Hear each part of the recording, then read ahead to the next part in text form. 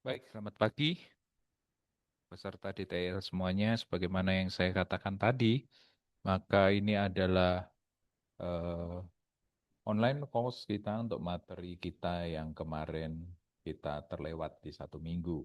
Saya akan share screen dan kita akan bersama-sama untuk belajar tentang materi ini, yaitu air pollution.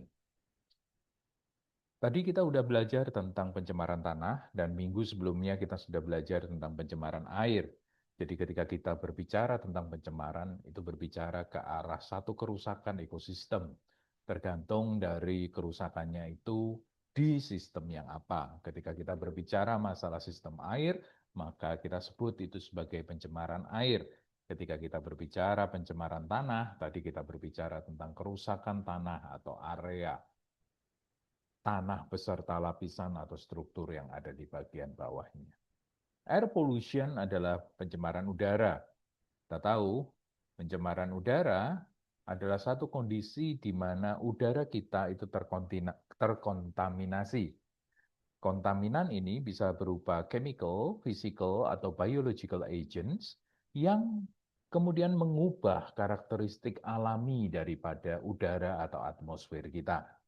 Kontaminasi ini di udara bisa terjadi indoor di dalam ruangan ataupun outdoor di udara bebas atau di luar ruangan. Sementara major pollutants untuk pencemaran udara yang perlu kita ketahui adalah sulfur dioxide, nitrogen oxide, carbon monoxide, ozon, lead, dan particulate matter. Nanti kita akan ke sana one by one. Saya tidak akan menjelaskan secara keseluruhan. Beberapa highlight penting saya akan berikan kepada saudara, tapi saudara perlu untuk membaca materi ini secara tuntas, khususnya ketika mempersiapkan untuk UTS.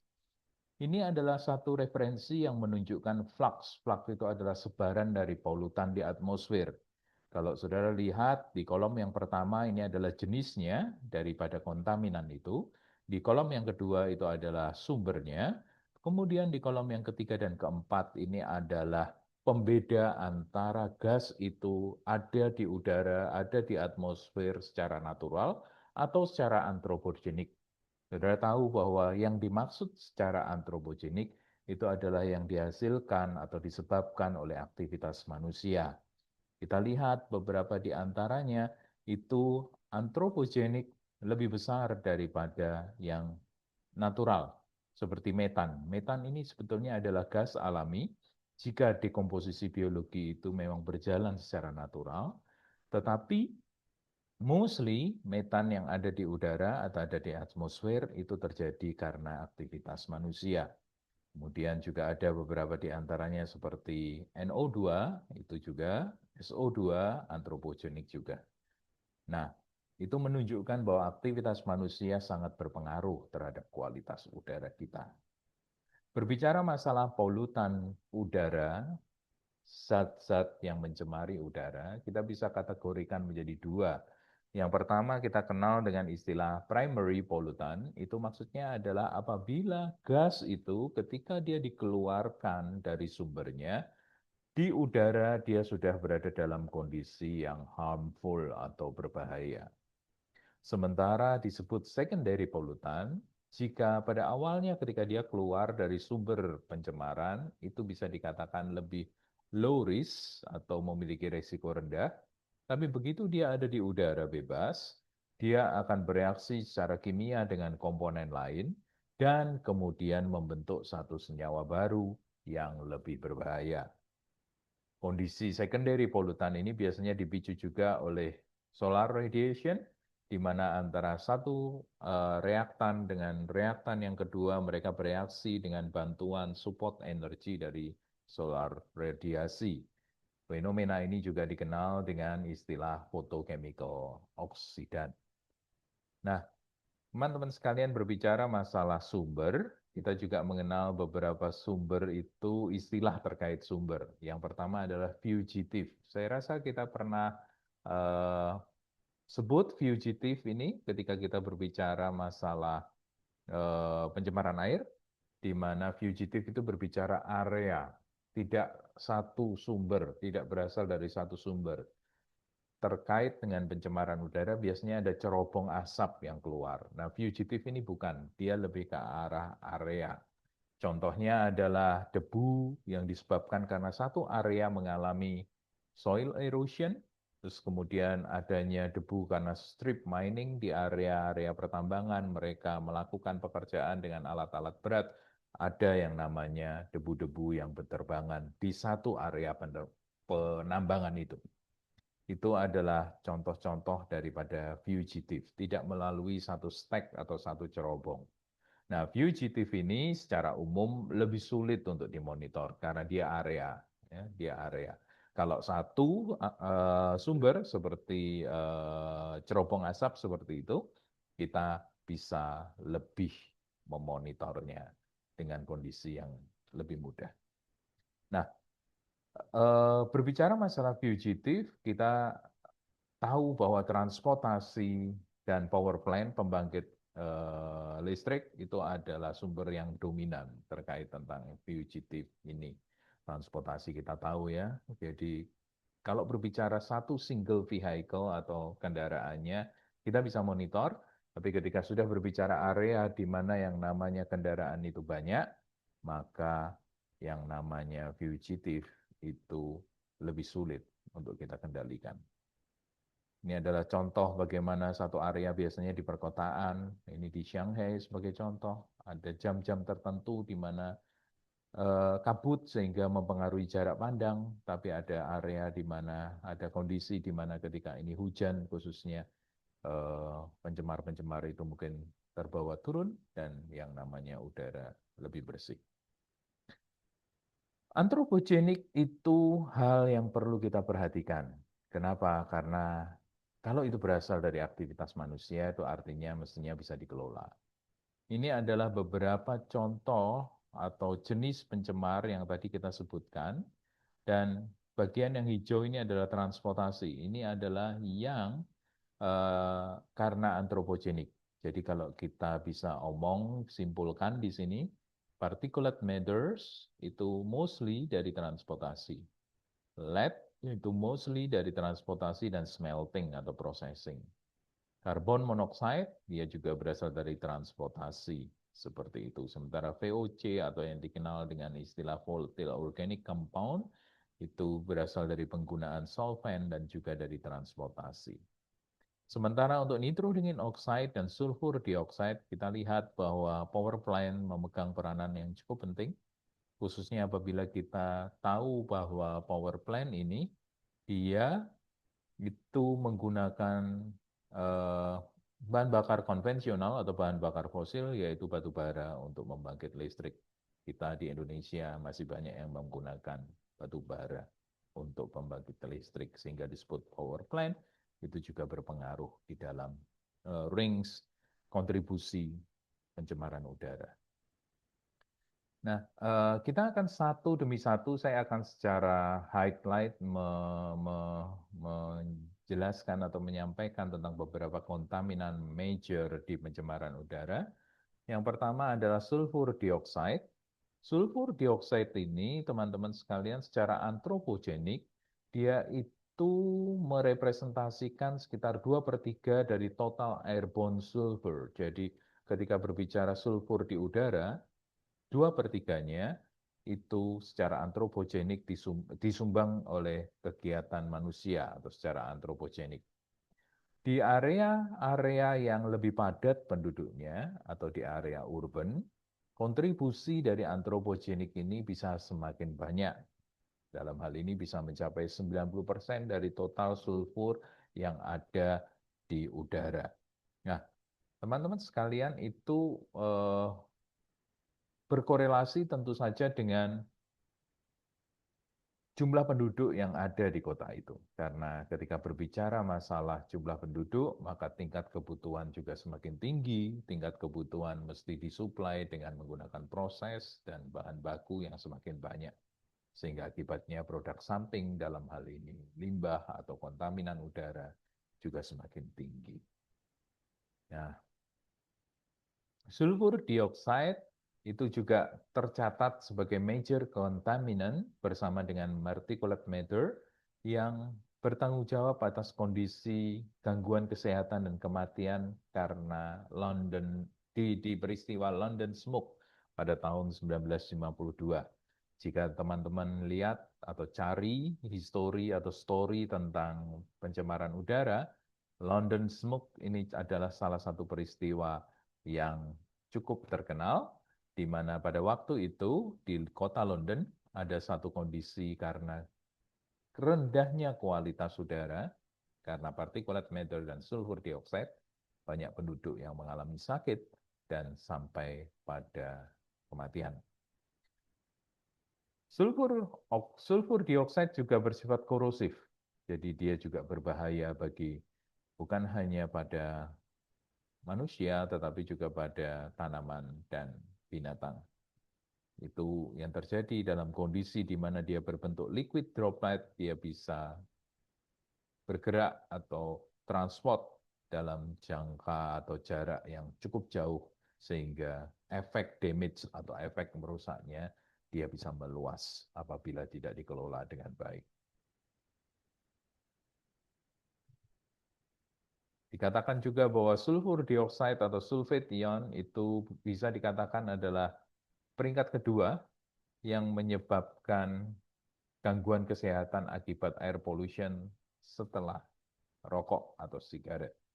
Jadi jika mempertimbangkan hal tersebut, teman-teman sekalian, sulfur dioxide ini berarti bisa dikatakan cukup berbahaya dan harus dikelola keberadaannya. Polutan udara yang kedua yang perlu kita ketahui adalah nitrogen oxide. Nitrogen oxide adalah gas yang sangat reaktif. Nitrogen itu bisa dihasilkan dari bahan bakar yang dipanaskan selama proses pembakaran, di mana apabila kondisinya mencapai suhu 650 derajat Celcius dengan kondisi oksigen, nitrogen oxide ini akan terbentuk. Bakteri secara biologi tentu saja juga bisa membentuk NO ketika dia mengoksidasi nitrogen ya, yang ada di tanah atau di liquid atau di air. Nitrogen ini juga saudara juga perlu tahu transformasinya ketika kita berbicara nitrit-nitrat, mostly dalam kondisi air, di mana oksidasi N itu membuat bentuk atau formasi daripada nitrogen itu mengalami perubahan NO, NO2, NO3.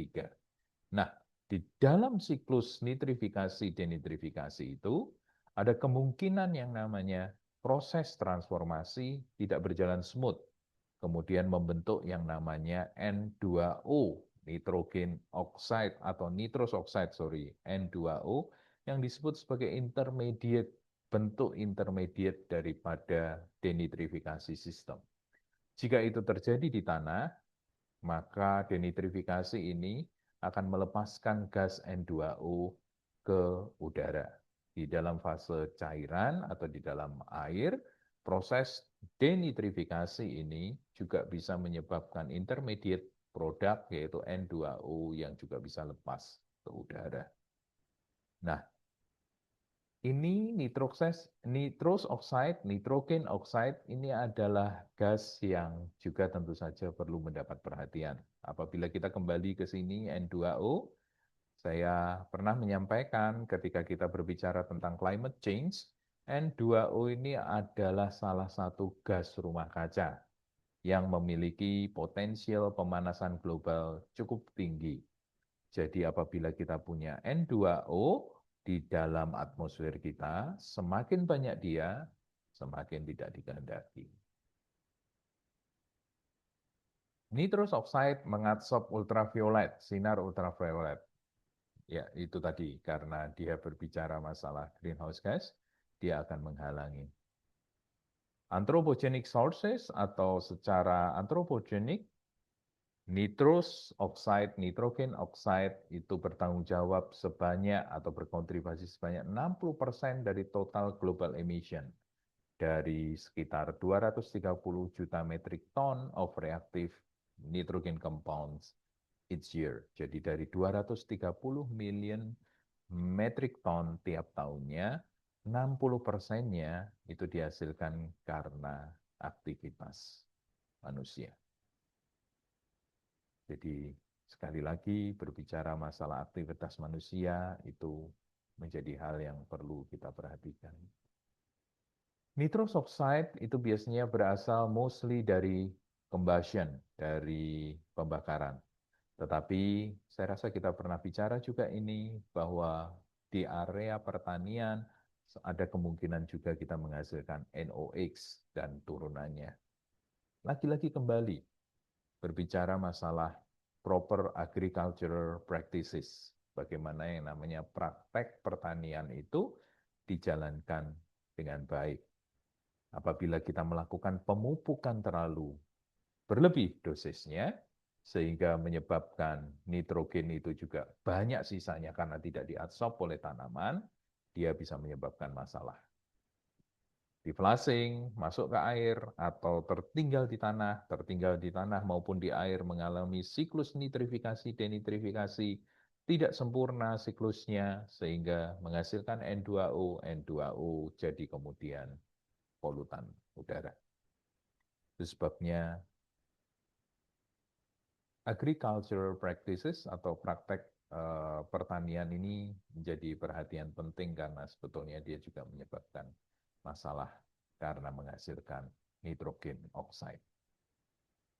Polutan yang ketiga, saudara sekalian, adalah CO atau carbon monoxide. Dikatakan carbon monoxide itu colorless atau tidak berwarna, odorless, dan juga non-irritating. Tetapi gas ini masuk dalam kategori gas yang sangat toksik. CO itu biasanya dihasilkan dari pembakaran juga. Pembakaran yang tidak komplit.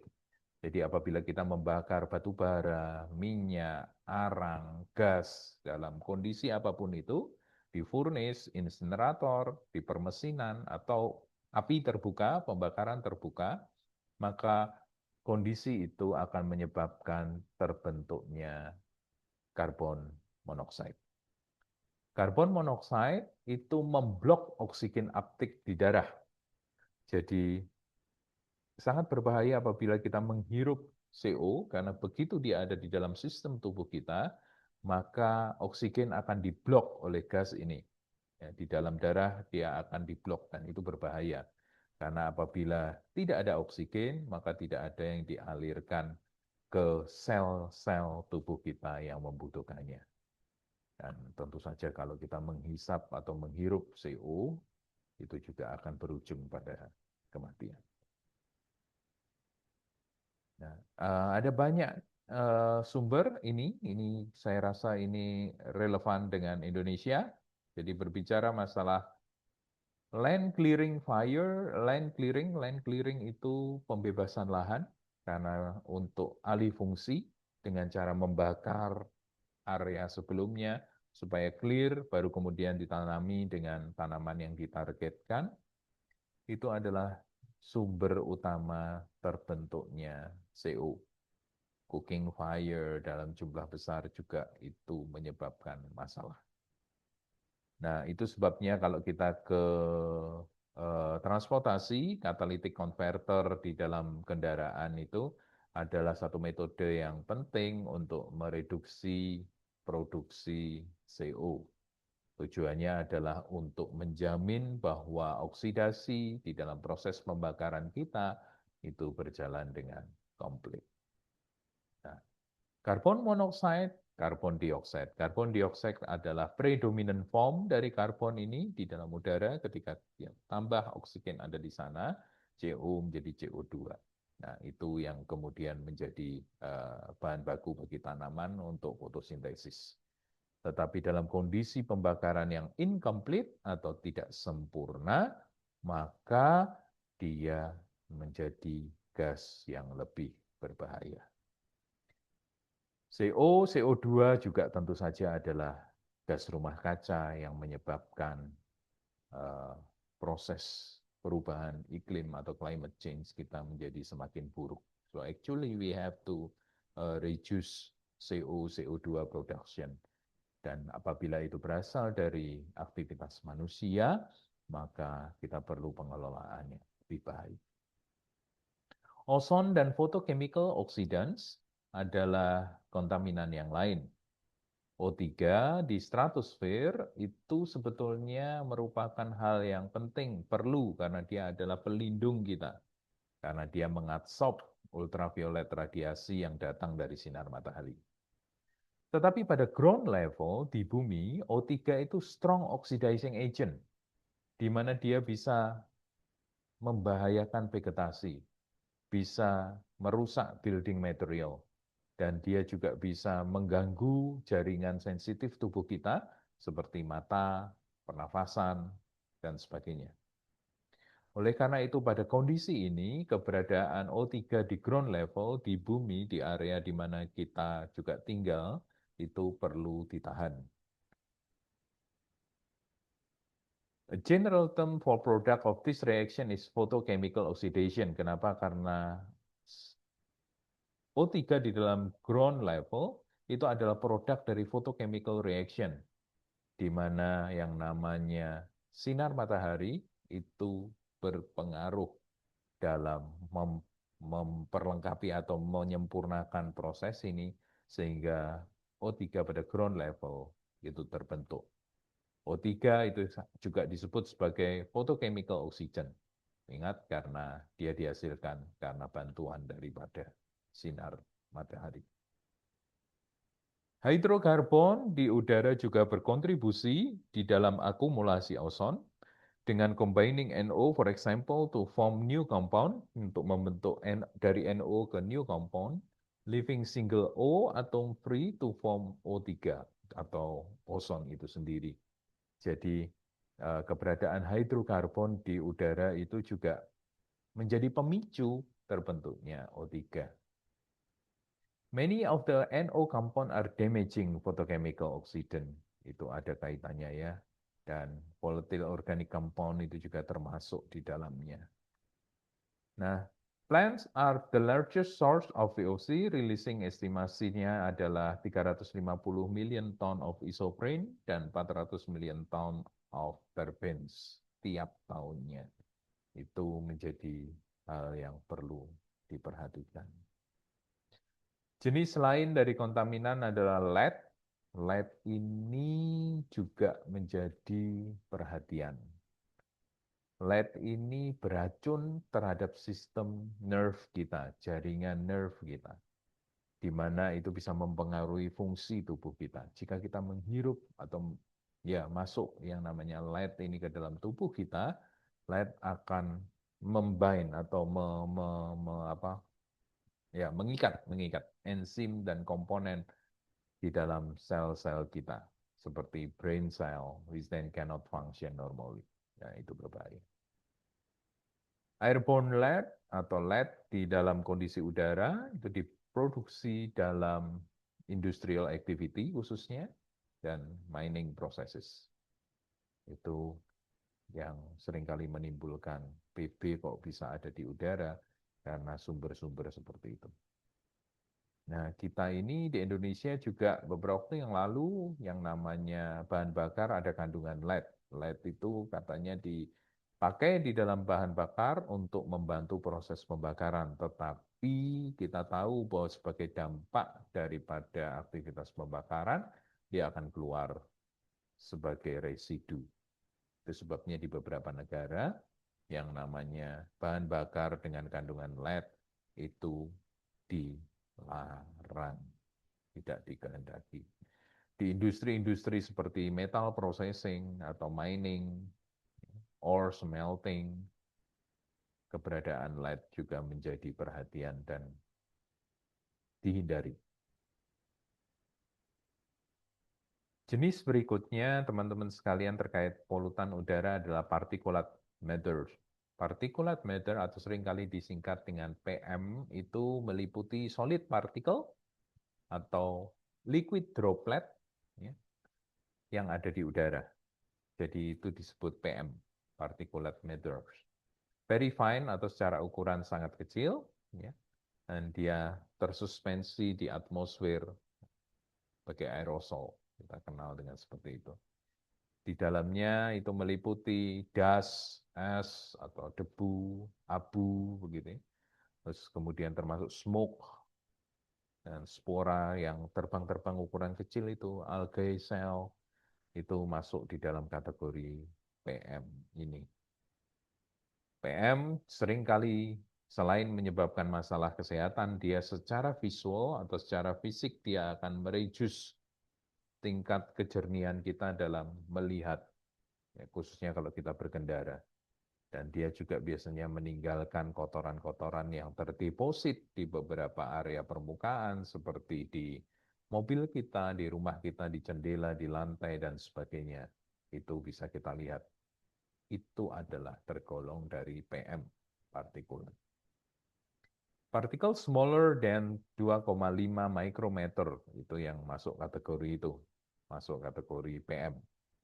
Jadi kecil. Asbestos fibers, ini kalau berbicara di industri, cigarette smoke, itu juga masuk di dalam PM ini. Jadi kalau orang merokok dan itu ada asapnya, maka asap itu masuk dalam kategori PM. Karena definisi daripada PM itu meliputi partikel yang memiliki ukuran lebih kecil daripada 2,5 mikrometer, maka seringkali istilah PM ini dilengkapi menjadi PM 2,5. Ya, karena yang masuk dalam kategori adalah yang memiliki ukuran lebih kecil dari 2,5 mikrometer.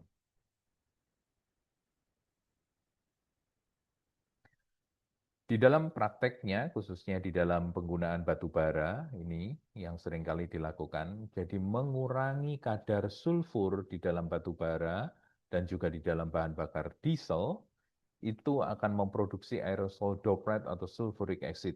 Is one important strategy atau langkah strategi untuk mengontrol keberadaan PM 2,5 ini. Maksudnya apa sih?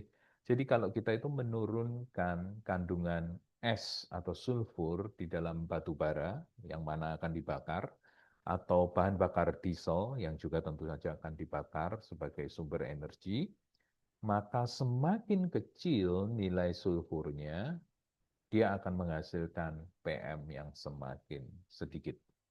Jadi dengan demikian mengontrol keberadaan sulfur itu menjadi salah satu langkah yang strategis untuk mengontrol keberadaan PM 2,5 di atmosfer kita. Ya, ini jadi berbicara PM 2,5 tentu ada PM yang lain lagi, PM 10, karena 10 atau 2,5 ini merefer kepada ukuran daripada partikel. Tapi secara standar kita akan lebih banyak tahu tentang PM 2,5 ini. Tapi tentu juga ada PM 10 semakin banyak, semakin besar ukurannya. Merkuri dan metal-metal lain yang juga menjadi perhatian itu juga ada. Jadi tadi kita belajar tentang mining atau pertambangan. Mining itu menggunakan banyak sekali chemical. Sebagai akibatnya banyak juga toxic metal yang bisa lepas ke udara. Lead, tadi udah kita bahas, merkuri, cadmium, nikel, arsenik, dan beberapa jenis yang lain, ini jenis yang major, itu bisa lepas dalam kondisi fume, metal fume atau asap atau ya asap metal ya dari satu proses pembakaran. Dia bisa keluar dalam bentuk itu. Di antara jenis-jenis heavy metal yang tadi disebutkan, lead dan merkuri itu yang most abundantly produce toxic metal. Jadi penggunaannya itu abundantly itu memproduksi metal yang toksik di udara. Dan dalam perkembangannya penggunaan heavy metal ini di dalam industri, yang mana nantinya dia menghasilkan fume atau gas yang lepas ke udara, itu semakin dibatasi. Nah, apa maksudnya? Sekitar 75% of human exposure to mercury come from eating fish. Ini dari fase liquid ya.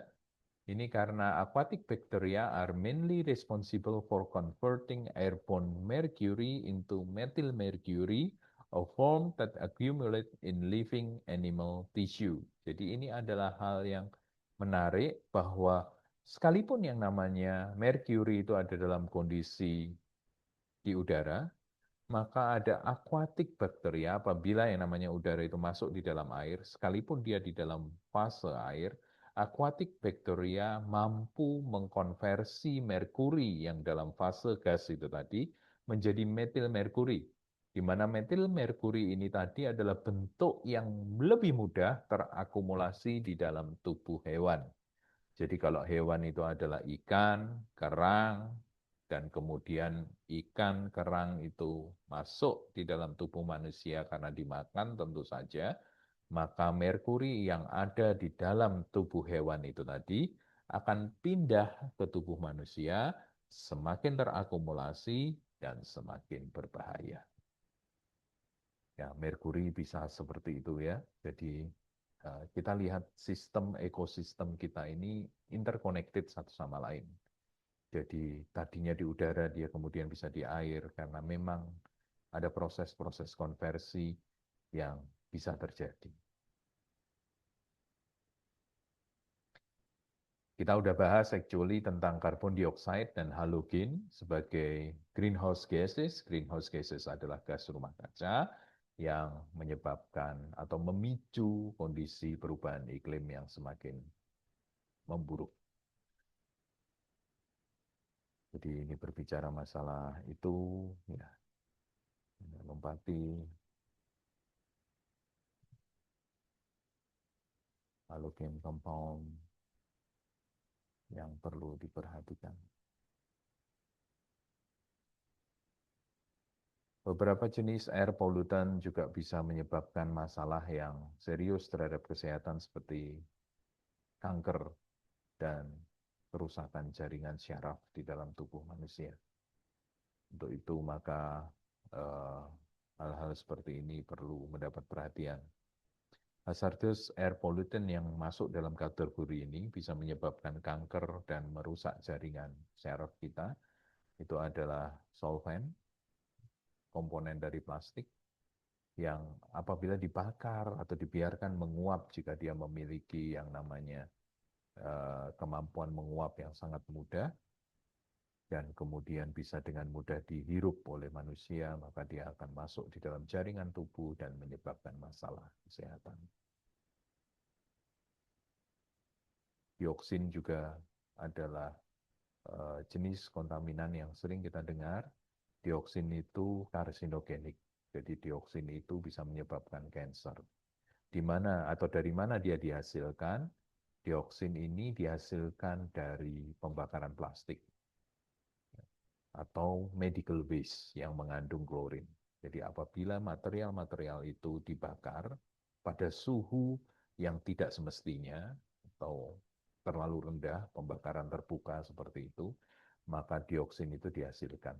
Jadi kalau saudara melihat orang membakar sampah sembarangan, di mana yang dibakar itu adalah sampah plastik, maka itu adalah satu kondisi di mana dioksin itu bisa dihasilkan.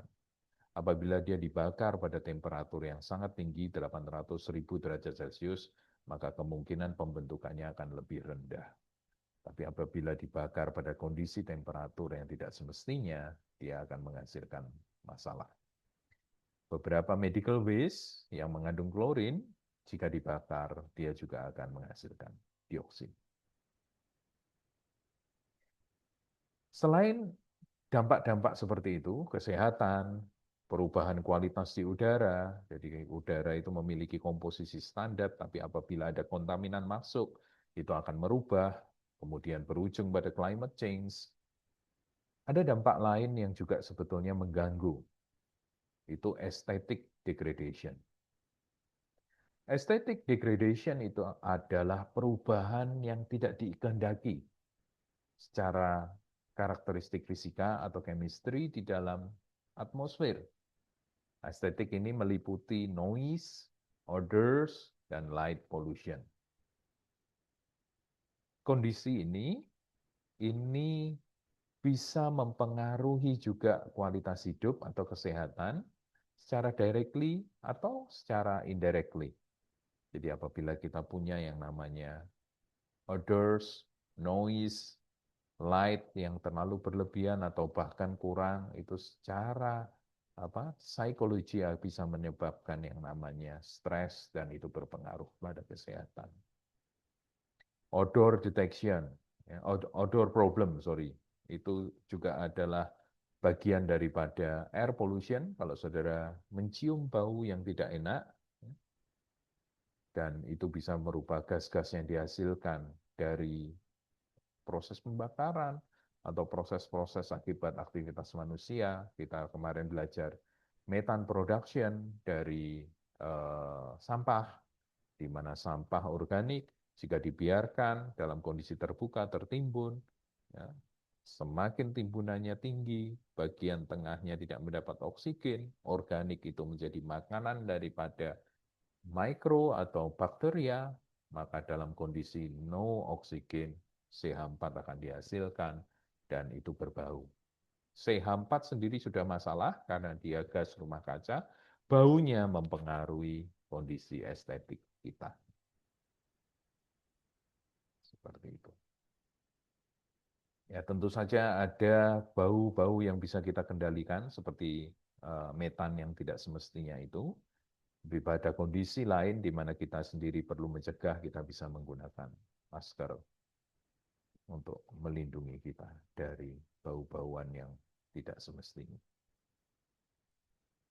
Light pollution itu juga masalah. Beberapa riset mengatakan kondisi yang tidak semestinya yang terjadi di area perkotaan itu bisa membuat yang namanya burung bingung sehingga dia istilahnya tidak bisa membedakan kondisi, waktu, dan itu berpengaruh terhadap metabolisme daripada tubuh. Teman-teman sekalian, selain outdoor, kita juga mengenal istilah indoor air pollution. Indoor itu ada di dalam satu ruangan. Ada polusi? Ada. Jadi ada kemungkinan kita di dalam ruangan kita pun akan terpapar polusi udara. Nah, ini menjadi istilah yang diperkenalkan oleh EPA. EPA itu ada Environmental Protection Agency atau seperti Dinas Lingkungan Hidupnya Amerika Serikat yang memberikan peringatan pentingnya kita untuk memperhatikan kualitas udara di indoor, di dalam ruangan. Kenapa? Karena di dalam indoor area, beberapa senyawa itu yang embedded atau melekat pada produk-produk yang ada di dalam peralatan kantor, peralatan office ini, itu bisa rilis atau bisa lepas. Kloroform, benzen, karbon tetrachloride, formaldehyde, styrene, itu bisa istilahnya licik dan kemudian lepas ke udara dan sangat mungkin terhirup atau terhisap oleh kita, manusia yang ada di dalam ruangan itu. Dari mana material-material itu berasal? Dia bisa berasal dari plastik, for example, bisa berasal dari karpet yang mungkin ada di ruangan, bisa berasal dari cat, entah itu cat lemari kita, cat dinding, dan sebagainya. Di mana apabila itu bisa kemudian luntur dalam tanda kutip begitu ya, masuk di dalam sirkulasi udara dan kita hirup, itu juga akan menyebabkan masalah baik secara kesehatan maupun tentu saja secara bau-bauan.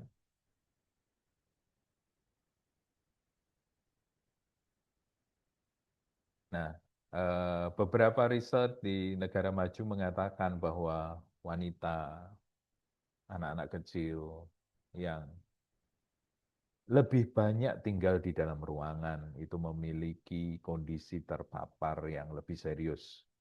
Apalagi kalau area atau ruangannya itu tidak memiliki ventilasi yang baik. Jika itu yang terjadi, maka ya semakin paparannya menjadi serius. Itu sebabnya di Amerika juga di negara maju, saya pikir di Indonesia juga sudah mengadopsinya. Kita punya yang namanya kriteria, khususnya teman-teman di arsitek tahu bahwa ventilasi itu harus dibuat cukup agar yang namanya aliran udara itu baik, tidak ada yang terjebak dan kemudian memapari atau membuat kita menjadi masalah karena adanya polutan-polutan di dalam indoor condition itu tadi. Oke, saya rasa ini bagian akhir daripada air pollution kita, atmospheric processes. Saudara juga bisa lihat ini. Saya rasa kita berbicara di sini bahwa ketika kita berbicara pencemaran udara, kita bisa uh, membayangkan atau tahu bahwa kondisi atmosferik kita itu dipengaruhi oleh polutan kita. Apabila kita punya polutan dengan temperatur yang lebih tinggi, maka dia akan mempengaruhi pergerakan angin, dan pergerakan angin itu akan berpengaruh terhadap proses transport daripada polutan dari satu area ke area yang lain. Sebagai contoh, kalau ada kebakaran hutan, kita tahu kebakaran hutan tentu saja ada CO, ada CO2 yang dihasilkan, kemudian ada angin yang bergerak ke arah tertentu, maka itu akan membawa polutan itu ke area-area lain. Nah, pencemaran udara, beberapa referensi mengatakan lebih kompleks kontrolnya. Karena sekali dia sudah di udara, maka upaya pengelolaannya menjadi semakin sulit. Untuk itu apabila dia adalah sumber yang non-fugitif dari satu cerobong, maka pengelolaannya atau pencegahannya, pengolahannya itu bisa lebih terpusat di sana. Kita mengenal istilah APC, Air Pollution Control di industri-industri. Jadi kalau industri punya cerobong asap, mengeluarkan gasnya ke atmosfer, sebelum dia keluar ke atmosfer atau ke udara bebas, dia bisa dikontrol sebelum kemudian dia dilepaskan. Tapi kembali lagi di slide awal kita tadi, kalau itu adalah fugitive area, maka kontrolnya akan lebih sulit. Sekali dia ada di atmosfer, dia akan berpengaruh terhadap proses pergerakan atau distribusi polutan itu. Nah, ini adalah contoh bagaimana angin, alirannya itu membawa polutan itu bukan hanya lagi di lokal, tetapi bisa mengirimkannya secara global. Apa efek daripada air pollution? Tentu saja dia berpengaruh terhadap kesehatan, mulai dari tadi, nerve system kita, karsinogenik, ya, terus partikulat matter itu bisa mengganggu jalur pernafasan kita. Selain masalah kesehatan, dia juga bisa berbicara dampak yang lain, seperti acid deposition. Jadi, saudara pernah dengar istilah hujan asam, ada polutan yang ada di atmosfer kita, kemudian hujan memflushing dia, chemical-chemical yang ada di udara itu, dia bisa menyebabkan deposition asam di permukaan atau di air. Dan itu juga tentu saja berbahaya karena berakibat berhubungan dengan korosif dan sebagainya dan sebagainya. Forest damage, aquatic effect, jadi kalau itu tadi masuk di dalam perairan, dia bisa mengganggu building, monumen. Kenapa? Karena sifatnya korosif dan sebagainya. Mengganggu sistem transportasi, keberadaan asap, kabut yang mereduksi jarak pandang, itu juga berbahaya bagi proses transport. Jadi air pollution actually is an issue, dan tentu saja sebagai global scope daripada efek daripada air pollution ini adalah climate change. Kemarin waktu kita berbicara climate change, kita tahu gas rumah kaca itu ya, itulah yang menyebabkan perubahan iklim semakin menjadi-jadi dan tidak kita kehendaki. Nah, itu tadi dari polusi udara, saudara tahu gas rumah kaca CO, CO2, N2O, seperti itu. CH4, ya, saudara bisa lihat. Nah, metode untuk mengontrol air pollution adalah itu tadi, saya sempat singgung tadi di awal bahwa ketika dia masih ada di area industri, kita bisa capture dia, kita bisa kelola dia, kita bisa olah dia sebelum kita lepas ke udara terbuka. Nah, kalau kondisinya adalah fugitive, itu lebih sulit lagi. Bayangin jika hutan kebakaran, maka kita akan punya masalah asap kemana-mana, CO2 akan kemana-mana, dan tentu kontrolnya akan sulit. Kita hanya bisa memadamkan, itu pun masih menghasilkan gas sisa dari pembakaran itu. Nah, peraturan tentu penting di mana-mana, bahan bakar apa yang boleh, bahan bakar apa yang tidak boleh. Jika tadi kita belajar tentang metals atau logam berat yang berbahaya, kalau dalam bentuk airborne atau dalam bentuk gas yang bisa dibawa kemana-mana di udara, maka mungkin bisa mencari bahan alternatifnya. Nah, dalam kondisi yang lain, kita bisa melakukan reduksi pollution sekaligus saving energy. Jadi contoh ketika kita bisa ngomong conserve energy, teman-teman sekalian, kita mengganti penggunaan mobil pribadi dengan public transport, mungkin dengan yang non-engine vehicle seperti sepeda, ya, jalan. Saya tidak tahu apakah di Surabaya cocok, tapi mestinya kita bisa minimalkan penggunaan alat-alat transport yang berpotensi menghasilkan polutan udara berlebih.